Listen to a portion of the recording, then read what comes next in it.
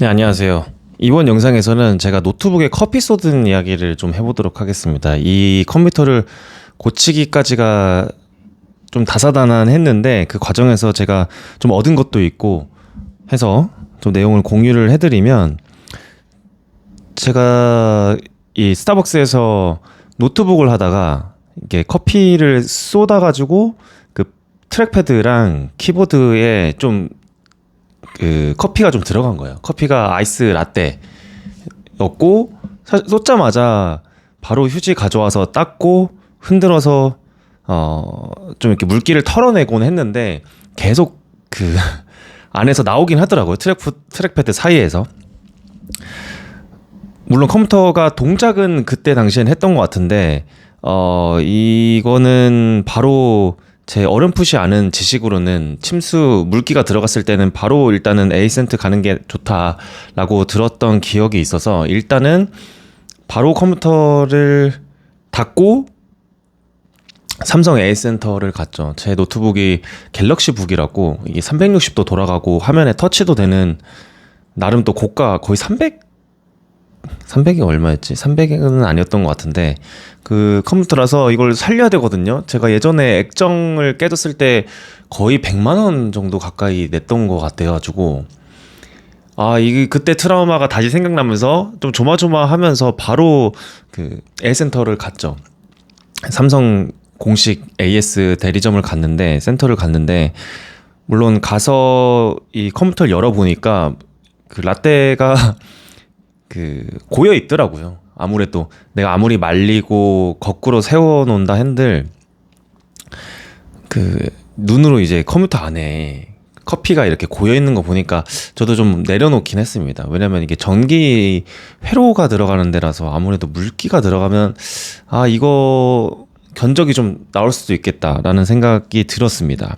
실제로 그 센터 기사님께서 키보드는 무조건 교체를 해야 되고, 뭐 메인보드랑 무슨 부품 얘기하면서, 왜냐면 이 침수라는 게 바로 증상이 나타나지 않을 수도 있고, 이게 쓰다가 갑자기 뻥 날 수도 있는 거라서 가장 안전한 선택은 그냥 이 침수가 된 곳, 그리고 좀 상태가 의심스러운 곳은 다 교체를 하는 거였어요.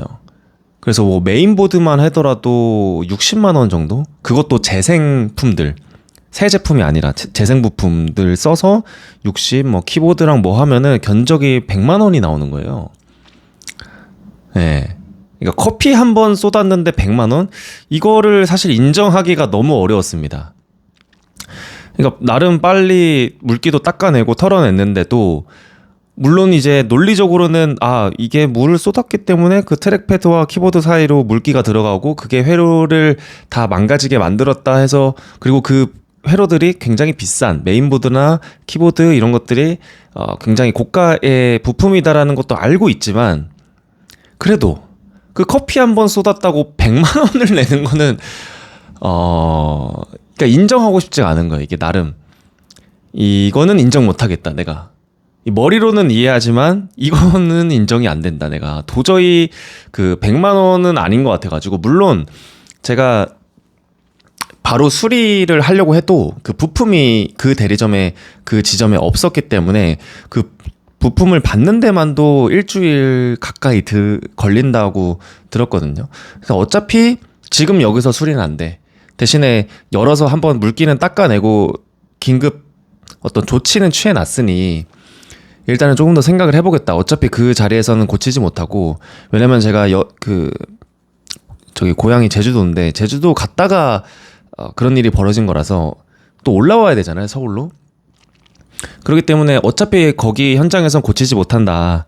그래서 일단은 다시 닫아달라 하고, 뭐 그런 데는 비용은 받지 않더라고요. 역시 삼성 공식 센터라서 그런지 그런 비용은 따로 받지 않고 간단한 청소 정도만 하고 서울로 올라오게 됩니다. 올라오면서 이거 100만 원은 절대 아니고, 그 검색을 해봤죠. 구글에다가 삼성 노트북 침수 뭐 수리 뭐 이런 식으로 검색을 했습니다. 구글에다가. 그러면은 몇 개 그렇게 나오진 않아. 근데 그 중에서도 뭐 블로그나 유튜브에서도 그 수리하시는 분이 영상을 올려둔 것들이 있더라고요. 그냥 자신이 수리하는 영상을 그대로 라이브로 올리기도 하고 실제로 라이브 방송도 하시는 분이었는데 이분한테 연락을 했죠. 왜냐면 선택지가 없었습니다. 일단은 사설에서 이거를 고칠 수 있는 사람이 그렇게 생각보다 많지 않았고 그 중에 한 분한테 전화해서 이제 물어봤는데 일단 갖고 오라고 하고 침수 아무튼 이제 갖고 갔습니다. 그래서 서울에 올라와서 가지고 갔는데 이 얘기도 해야 되는데 사실 삼성 대리점에서는 삼성 AS 센터에서는 그러니까 삼성 대리점에서는 사실 고장이 났을 때는 부품을 교체하는 게 최선이긴 합니다. 저도 들었는데 왜냐면은 기본적인 이제 거기 센터의 엔지니어들을 채용할 때나 그 트레이닝을 할 때도 기본적인 드라이브 그 부품에 대한 어떤 기본적인 이외 그다음 교체를 하는 정도만 되면 된다 하더라고요. 그게 왜냐면은 거기서 현장에서 수리를 해버리면 이 삼성 같은 대기업 입장에서는 그 개개인의 어떤 수리가 되냐 안 되냐 아니면 이게 어떻게 고쳐졌느냐 보증을 해줘야 되는데 그 고쳐진 것에 대해서도 보증을 해줘야 되는데 그 개개인의 리스크를 어쩌면 이제 리스크인 거죠. 왜냐면 어느 지점에서 수리하면은 괜찮은 이게 좋은 평가가 있고 어느 지점마다 이제 수리에 대한 평가가 또 나뉘어버릴 거잖아요. 그러니까 그런 거 관리할 바에는 아예 그냥 부품 교체. 그러니까 아예 애플도 그래서 리퍼라는 걸 하잖아요. 현장에서 수리하는 게 아니라 아예 새 거를 주겠다. 왜냐하면 그거는 리스크를 개인한테 넘기지 않고 지점에게 넘기지 않고 그냥 공장에서 정형화된 거를 다시 찍어내서 부품만 교체한다. 대신에 그 부품에 대해서는 보증을 해주겠다. 라는 식이기 때문에 이해는 사실 되죠. 그래서 부품을 아예 교체하려고 하다 보니까 비싼 건데, 나는 상관없고 이거를 고칠 수 있고 다시 내가 쓸 수만 있으면 된다라고 생각을 해서 사설 업체를 그래서 찾아본 겁니다.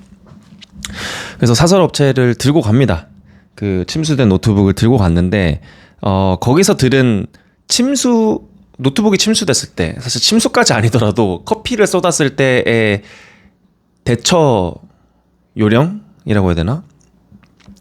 대처 요령이 뭐냐면 첫 번째는 반드시 바로 닦고 털어내고 노트북을 뒤집어 놔야 됩니다. 물기가 이렇게 노트북이 있으면은 이대로 닫아서 가져오는 게 아니라 그 수리하러 갈 때도 이 키보드가 아래로 향하게 해서 뒤집어서 갖고 가야 되는 겁니다.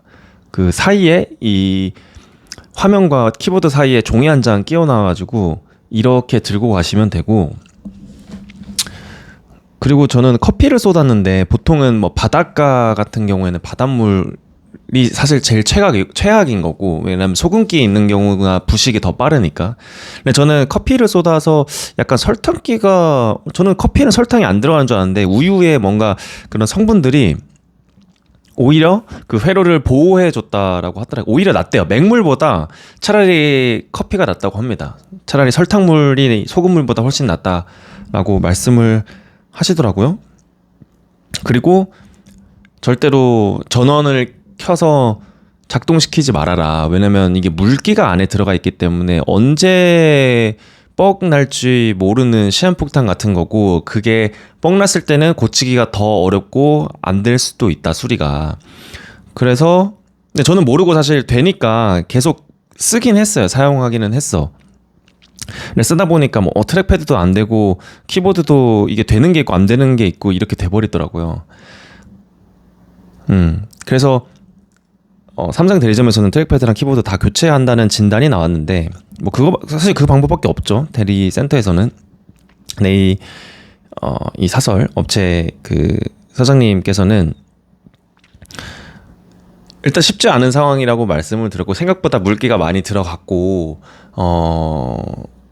이 수리의 개념이기 때문에 부품을 교체하지 않고 부식된 부분, 그러니까 사진으로 보여주더라고요. 나중에 그 회로가 완전히 이미 부식되어 버렸고, 그런데도 그 사장님께서 말씀하시길 어떻게든 해보겠다고 하더라고요. 수리비가 한 25만 원 정도 견적이 나왔고, 근데 재밌었던 거는 25만 원인데 못 고치면 돈을 안 받습니다. 그게 좀 놀라웠거든요. 그래도 기본적인 수리비 뭐 3만 원 정도는 나올 수 있는데, 뭐 열었다 닫고 진단하고 좀 몇 가지 테스트하는 정도로는 돈을 안 받는다 하시더라고요. 그리고 이 상황은 이 부식이 많이 돼서 복구가 안 될 수 있다라고 이렇게 말씀은 하시는데, 어떻게든 자기가 해보겠다고는 하더라고요. 근데 거기서 저는 약간 감동 포인트였거든요. 왜냐면 요즘에 제가 어떻게든 해보겠습니다. 어떻게든 결과를 만들어 보겠습니다. 어떻게든 제가 맡은 거를 최선을 다해서 어떻게든 해보겠습니다 라고 말하는 사람들이 많이 없잖아요, 요즘에. 그렇게 책임을 지는 사람들, 책임을 지는 태도, 이런 게 굉장히 희귀해지는 것 같은데, 왜냐면은 요즘에 뭐 리스크를 최소화하고 자신의 어떤 리스크를 넣지 않고 좀 안전하게 하는 방법이 옳다라고 생각하는 경우가 많죠. 근데 나는 이 방식과 이 수리에 대한 접근하는 태도가 너무 제 스타일인 거죠. 자기도 내가 못 고치면 돈 안 받을게.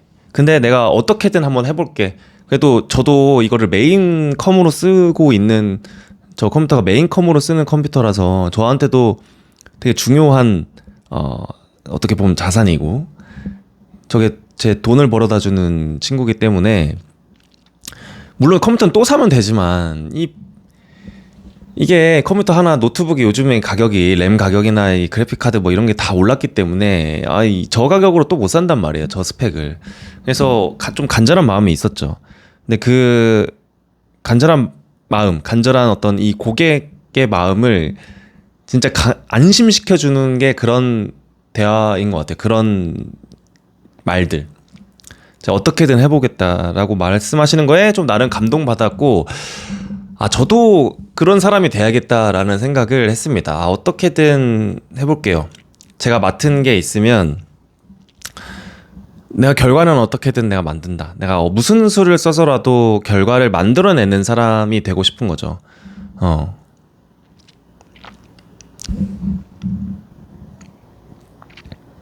저도 스타일이 그런 것 같습니다. 항상 리스크를 지고 가려고 하는 것 같아요. 리스크를 져야만이 누릴 수 있는 것들이 있거든요. 그리고 아무래도 내가 잃을 게 있으면 거기에 더 아무래도 신경을 더 쓰게 되고, 조금 더 에너지와 노력을 더 들이는 게, 그게 사실 인간의 본성이잖아요. 내가 지키고 싶은 거를 잃고 싶지 않은 이 심리가 있기 때문에. 그래서 사람들은 안전하게 뭐 착수금이라던가 또 뭐 있죠? 시작하기 전부터 내가 손해를 안 볼 정도의 금액을 받고 한단 말이에요. 하지만 요즘 보기 드문 사장님이셨다. 이 얘기를 하고 싶었습니다. 그래서 저도 제가 어떤 맡은 바, 영역이 있다면은 어떻게든 해내는 사람이 되고 싶다는 생각을 했습니다. 그리고 그 어떻게든 내 고객이 있다면은 어떻게든 제가 결과를 낼 수 있는 사람으로 인식을 됐으면 좋겠다. 그런 이미지를 갖고 싶다라는 생각을 했습니다. 그래서 저도 이렇게 말하고 다녀보려고요. 제가 맡은 게 있으면 어떻게든 해보겠다고. 실제로 결과도 내야죠. 그만큼의 실력이 있으니까, 그만큼 자신이 있으니까 이렇게 얘기를 하는 거잖아요. 저도 그런 자신감을 갖고 싶다라는 생각을 했습니다. 그리고 보통 우리가 노트북에 커피를 쏟았을 때 대처하는 방법에 대해서 잘 모르잖아요. 모르는데 저도 이번 기회에 하지 말아야 될 걸, 해야 될 것을 명확하게 알게 됐고, 혹시 언젠가 있을 노트북에 커피를 쏟았을 때 이 영상을 보고 하면 안 되는 것들에 대해서 또 이렇게 항상 마지막이 되면 말을 이렇게 절지. 여기서 마무리하겠습니다.